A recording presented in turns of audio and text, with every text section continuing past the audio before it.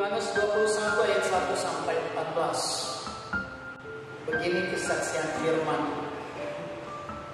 Kemudian Yesus menampakkan diri lagi kepada murid-muridnya di pantai Danau Tiberias, dan ia menampakkan diri sebagai berikut.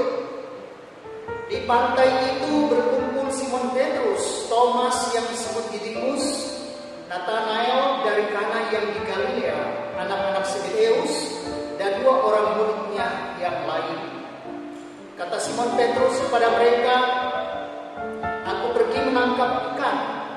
Kata mereka kepadanya, "Kami pergi juga dengan engkau."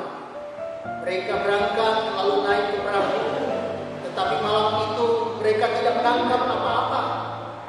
Ketika hari mulai siang, Yesus berdiri di pantai, akan tetapi murid-murid itu tidak tahu bahwa itu adalah Yesus. Kata Yesus kepada mereka, "Hai anak-anak, adakah kamu mempunyai lauk?" Jawab mereka, "Tidak ada." Maka kata Yesus kepada mereka, "Tebarkanlah jalamu di sebelah kanan perahu, maka akan kamu beroleh." Lalu mereka menebarkannya, dan mereka tidak dapat menariknya lagi karena banyaknya ikan. Maka murid yang dikasih Yesus itu berkata kepada Petrus, "Itu Tuhan." Ketika Petrus mendengar bahwa itu adalah Tuhan, maka ia mengenakan pakaiannya, sebab ia tidak berpakaian, lalu terjun ke dalam danau. Murid-murid yang lain datang dengan perahu karena mereka tidak jauh dari darat, hanya kira-kira 200 hasta saja, dan mereka mengira jala yang penuh ikan itu. Ketika mereka tiba di darat, mereka melihat api arang dan di atasnya ikan dan roti. Kata Yesus kepada mereka, "Bawalah beberapa ikan yang baru kamu tangkap itu." Simon Petrus naik ke perahu lalu mengira jala itu ke darat, penuh ikan-ikan besar, 153 ekor banyaknya, dan sungguh sebanyak itu jala itu tidak goyah. Kata Yesus kepada mereka, "Marilah sarapanlah." Tidak ada di antara murid-murid itu yang berani bertanya kepadanya, "Siapakah engkau?" Sebab mereka tahu bahwa ia adalah Tuhan. Yesus maju ke depan, mengambil roti, memberikannya kepada mereka. Demikian juga ikan itu. Itulah ketiga kalinya Yesus menampakkan diri kepada murid-muridnya sesudah ia bangkit dari antara orang mati. Saudaraku, pada beberapa hari kemarin, tanggal berapa? Tanggal saya waktu di sini. Tanggal 22 saya ada di sini dan bercakap dengan pemuda. Saya ingat topik yang diberikan, dipercakapkan dan sangat hangat sekali, yaitu pertumbuhan rohani. Saat disuguhkan, dimintakan untuk bawa topik itu, saya merenung apa landasan dalam Alkitab, mau mengacu dari mana. Lalu saya teringat perumpamaan benih yang ditaburkan, dan kami bercakap tentang itu. Ketika membaca teks itu, saudaraku, maka menemukan ada 4 kenyataan, 4 fakta yang bisa saja terjadi pada benih yang ditabur. Fakta pertama, bisa mati sebelum tumbuh. Ketika benih itu jatuh di pinggir jalan, kayu sumanu, ikan manu, ditahida tomata, belum sempat dia berkecambah, dia sudah mati karena diinjak oleh pejalan kaki. Dia sudah mati sebelum tumbuh karena dimakan oleh ulas. Ini kenyataan yang bisa terjadi. Pertama. Yang kedua, saudaraku, benih itu bisa saja tumbuh sejenak dia tumbuh, tetapi karena teriknya matahari, dia langsung layu dan mati. Ini kalau lalu bilang hatiku hancur, apa itu? Layu sebelum berkembang, ya. Cuma sedikit sekali, belum apa-apa layu. Karena tantangan, karena pergumulan, karena hambatan dan lain sebagainya, sesuatu yang tidak berjalan seperti yang kita mau, makanya sejenak lalu lantai, anak-anak bilang. Itu fakta kedua. Fakta ketiga, saudara bisa tumbuh lama bertumbuh, mengakar, cipta batang, cabang, carang. Semua proses terjadi. Daun yang lebat bahkan berbuah, tetapi dipastikan mati. Tumbuh lama dipastikan mati. Kenapa? Sebab dia dikatakan sangat bertumbuh bersama semak. Aku mau menyimpan di hati. Aku rindu mengakar dan berbuah. Boleh sama-sama ulang. Maaf, ini bukan sekolah minggu, tapi biasanya kalau pakai gerakan lama mau lupa. Amin? Amin. Ya, ini ngatur dulu waktu kecil. Kalau pakai gerakan lama mau lupa. Aku siap mendengar. Aku mau mengerti. Aku rindu simpan di hati. Aku mau mengakar dan berbuah. Amin? Amin. Bagian Tuhan dari firman tadi. Ada dua bagian kita akan belajar. Pertama, bagian Tuhan. Apa yang Tuhan Yesus lakukan? Pertama, dia datang menjumpai murid. Satu ketika di saat harapan tidak menjadi kenyataan. Ini harapan murid tidak jadi kenyataan di cerita ini. Waktu mereka ikut Tuhan Yesus kurang lebih 3 tahun, apa harapan mereka? Woi, kami ada di ring 1 ini. Kalau Pak Ibu jadi kaisar, jadi raja, setoran ini orang-orang dekat. Orang-orang kunci toh. Ya. Kurangnya nak membagi posisi doang. Sampai yang DP Perdana Menteri, siapa DP Kepala Dinas ini, Kepala Kantor ini, sudah dorong soalnya di otak itu. Itu sebabnya apa? Mereka kadang debat siapa yang paling besar di antara mereka. Ada kan itu ceritanya toh? Orang baku-baku habis apa kan? Itu yang pertama, saudara, itu harapan mereka tidak menjadi kenyataan. Ini konteks sebelum kita memahami Tuhan Yesus yang datang menjumpai mereka. Yaitu harapan mereka tidak menjadi kenyataan. Mimpi mereka, cita-cita mereka itu tidak terwujud. Sebab yang ada di kepala mereka, yang menyemangati mereka selama ini mengikuti Tuhan Yesus, adalah revolusi fisik. Tuhan Yesus mau memulihkan Roma dan memulihkan kerajaan Allah. Dan mereka mau mempercepat itu. Nyata sabaran untuk melihat terjadi sebuah pemulihan atas kondisi keadaan yang sangat mendekat umat Allah. Tetapi puncak dari semua karya Tuhan Yesus, kita tahu bagaimana Tuhan Yesus ditangkap, dianiaya, disalib, dan mati di luar dari perkiraan mereka. Mereka berpikir dan merasa sangat yakin Tuhan Yesus tidak bisa dikalahkan sedemikian. Tetapi ini Tuhan Yesus kurang tak mau bilang mati konyol, ditangkap, disalib tanpa perlawanan. Perhatikan saudaraku, dikala kisah itu terjadi, Nesariawu murid berdiri dari jauh-jauh, tidak berani mendekat karena masuk hitungan target orang yang dicari. Yang berani mendekat cuma kaum perempuan, karena tidak jadi sasaran, mengesek imaran kebi. Ya, nah takut.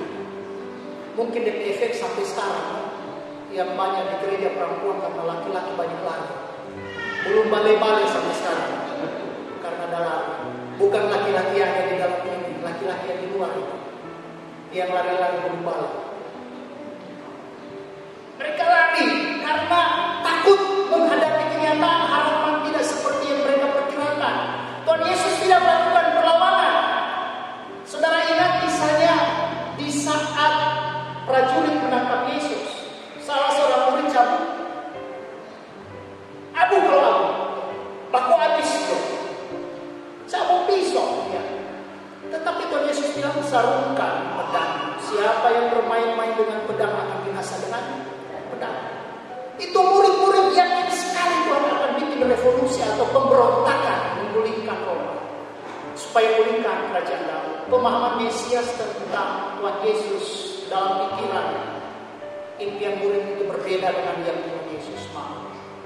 Itu sebabnya di saat Tuhan Yesus mati, mereka kecewa, mereka terserah. Kedengaran Desas-desus jenazah Yesus hilang. Ada orang bilang bangkit, ada orang bilang dicuri. Dan mereka semua lari. Sebab menjadi target pencarian orang. Dalam situasi seperti itu, saudaraku, hal yang paling mungkin dilakukan para murid adalah kembali pada cerita lama. Mereka kembali jadi nelayan.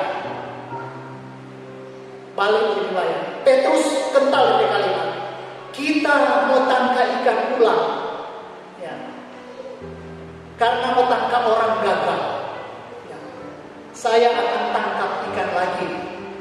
Lalu murid-murid yang lain bilang, langsung sambung, kami lain kemarin, kami juga akan ikut dengan engkau tangkap ikan. Maka mereka kembali pada kondisi lama. Dan saudaraku, kalau kita lihat di sini, Tuhan Yesus sudah marah kondisi itu untuk mereka kembali pada kiblat pekerjaan mereka. Tetapi Tuhan Yesus hadir memberikan dasar yang benar dari apa yang mereka lakukan. Ini yang mau kita pelajari. Tuhan Yesus hadir. Saudara bisa baca kesaksian dalam Injil tentang kehadiran Yesus pasca kebangkitan. Selalu pertama-tama ketika dia hadir, dia akan memberikan damai sejahtera bagimu. Tuhan Yesus mau memulihkan kondisi keadaan yang tadinya itu, yang sangat rusak, harapan tidak menjadi kenyataan, putus asa, kecewa, berduka sekali. Tuhan Yesus mau membasuh itu, bahwa aku Tuhan yang hidup, bukan Tuhan yang mati. Damai sejahtera bagimu. Ada kisah menarik, dia berdiri di tengah mereka, padahal pintu, jendela semua pada dikunci. Tapi tiba-tiba dia ada di tengah mereka dan katakan damai sejahtera bagimu. Apa maksudnya ini? Bahwa Tuhan mau jadi pusat dari kehidupan mereka. Apapun yang mereka kerjakan, Yesus pusat. Di saat itu yang terjadi, bila tidak ada pintu, Tuhan bisa bikin pintu baru. Bila tidak ada jendela, Tuhan bisa bikin jendela. Sekalipun tidak ada pintu masuk, Tuhan akan buat pintu yang baru. Sekalipun tidak ada pintu keluar, jalan keluar, Tuhan akan membuat jalan keluar. Sebab dia punya kuasa yang tidak terbatas. Dan ketika dia hadir, dia katakan damai sejahtera bagi. Mari kita balik ke teks tadi, saudara. Tiba-tiba setelah mereka seharian mencari ikan ke laut bersama Petrus, ini mungkin Pak Jeko ya, kalau di waktu itu berarti hebat juga di Petrus. Pada Pak Jeko waktu itu, biaya bikin Pak Jeko mahal itu. Kalau punya waktu itu Petrus sudah Pak Jeko, keren Petrus, orang sembarangan. Jangan bilang itu murid-murid Yesus. Daun lemong, ada di Pak Jeko orang. Waktu itu, sekarang saja orang susah mendapat Pak Jeko. Dulu itu sudah punya Pak Jeko kan? Satu malam dan Pak Jeko cari Petrus detonasi. Dan ingat, catat baik-baik saudara, orang tahanan di situ bukan nelayan gampang, bukan nelayan dadakan, lahir besar di wilayah itu, tahu di mana tanpa ikan, bagaimana pergerakan arus. Dan kita membayangkan dunia waktu itu, dan ikan masih bodoh-bodoh, bukan sama di ikan orang sekarang. Taruh umpan balik, taruh somak balik, susah tentang ikan sekarang. So pintar-pintar ini ikan. Mandul. Tapi bayangkan mereka tidak dapat apa-apa. Satu malam, orang yang ahli profesional pada bidangnya, nelayan tangguh, yang hidup di situ, yang dibentuk oleh alam di situ, tetapi tidak mendapat seekor ikan pun. Ini tidak masuk akal. Nah, kalian bagi.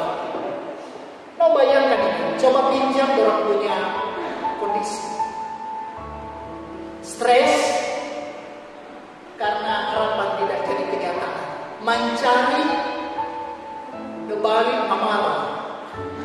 Belum berpikir kalau sampai rumah ini itu mau bilang apa, yang ada hasil toh. Bayangkan saudara, sangat-sangat tidak enak situasi mereka. Tapi Yesus tiba-tiba muncul, itu artinya Tuhan Yesus tahu kondisi keadaan murid. Dan apa yang dia katakan kepada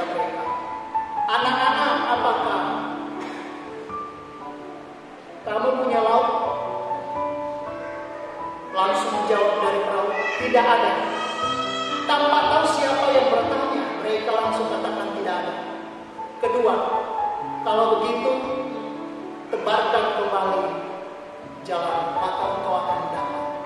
Saya mau tanya saudara, kalau saudara stres, lalu narowe sehobi, kalau narowe sama dia tadi malam acaranya tidak apa-apa, senang gitu. Tapi bayangkan kalau narowe mengharut, narowe, so narowe stres, kok tiba-tiba ada yang bilang penomak kosau, penomak. Satu malam ada terputar-putar di danau itu. So stres, so lelah, kau tiba di pakai-pakai ombak, kok ada orang dari darat yang tidak tahu apa-apa, bilang, ada ikannya dong. Kalau begitu, coba tolong lempar ulang di situ, sobat.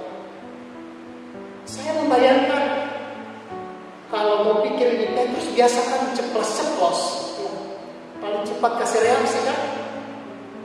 Tidak seperti biasanya. Itu kalau seperti biasanya paling Petrus mau bilang, oh kasihan. Orang sudah putar-putar satu malam dah cari ikan pada betang hanya dapat ngomong. Taruh di pakai-pakai obat di sini, mau ada apa ya? Paling yang lain sudah sambut tuh, kenapa semua bersih? Ini karena mereka lagi mencuci bukan, semua simpan. Kau suruh lempar obat di tempat yang pasti dan tidak biasa berikan. Namun perhatikan saudara. Dikatakan di sini tidak seorang pun berkata tidak. Mereka pergi taat dan percaya. Lalu mereka berdebar. Ini simpan baik-baik pertama, taat dan percaya.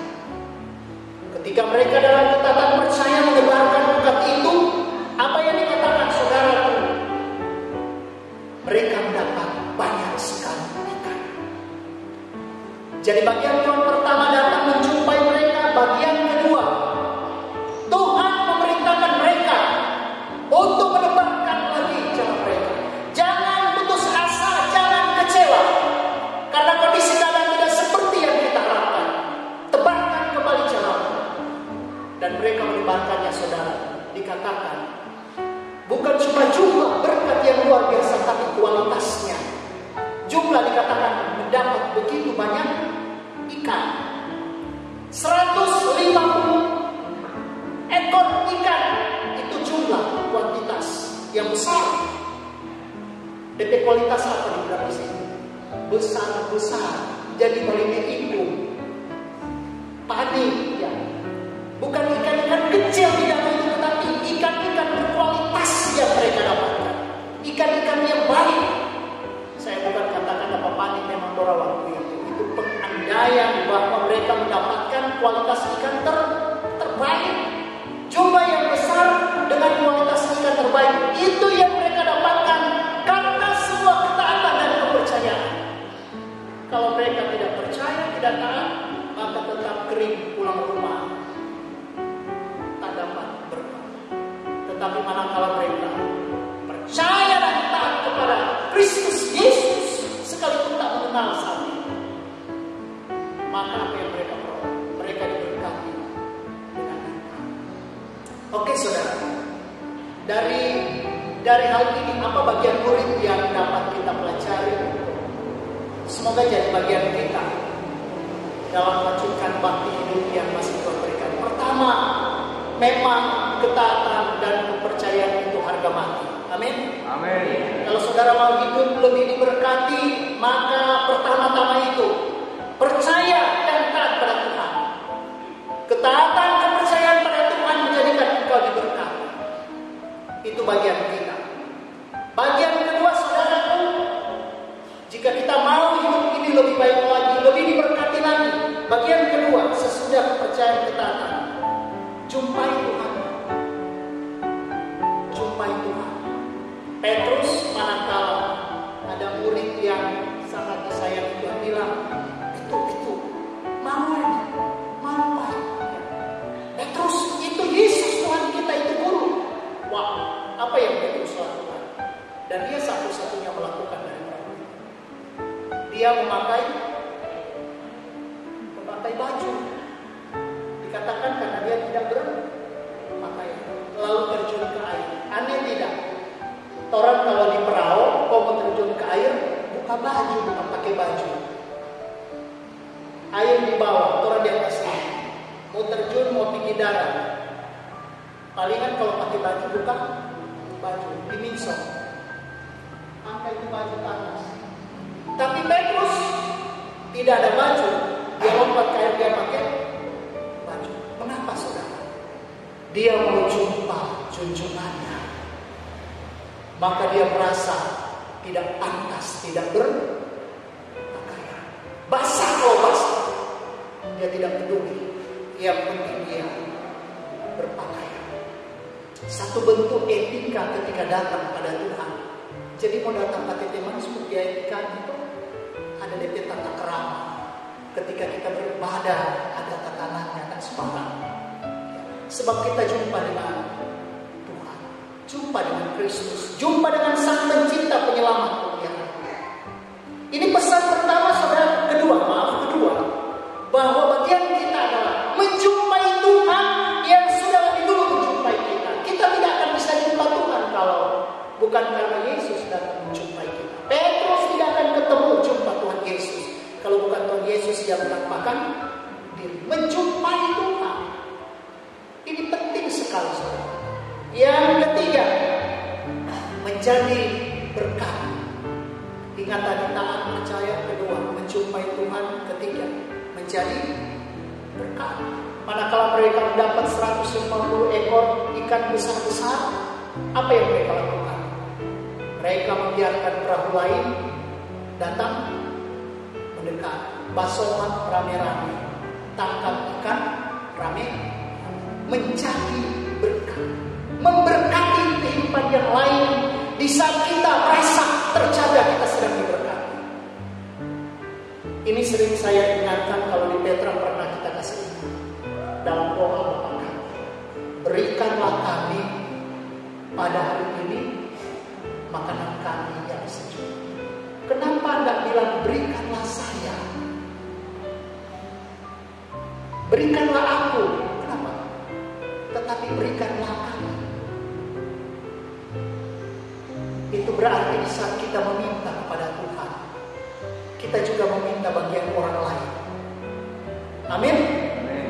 Berarti di saat Tuhan memberkati hidup kita, ingat di sana ada bagian orang lain. Jangan makan semua. Amin. Ada bagian diakonal, ada bagian memberkati pekerjaan pelayanan. Teruskan itu, sebab setiap minggu saudara berdoa, berikanlah kami, bukan berikanlah saya. Kalau tidak setuju dengan ini, mulai sabarkan Allah itu Bapak kami. Jangan bilang berikanlah kami, Tuhan berikanlah saya. Supaya memang so pas-pas, no? Cuma for diri, cuma pikir diri, tidak peduli dengan orang lain. Menjadi berkat. Perhatikan saudaraku, manakala perahu mereka mendapat, mereka membiarkan perahu lain mendekat menjadi bagian dari berkat. Saudara-saudara ingat Abraham.